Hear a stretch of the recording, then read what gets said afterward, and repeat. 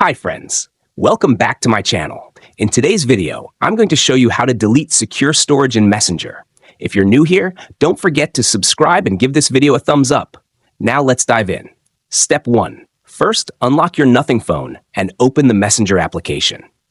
Once inside, you'll be on the main screen, which displays your chats menu.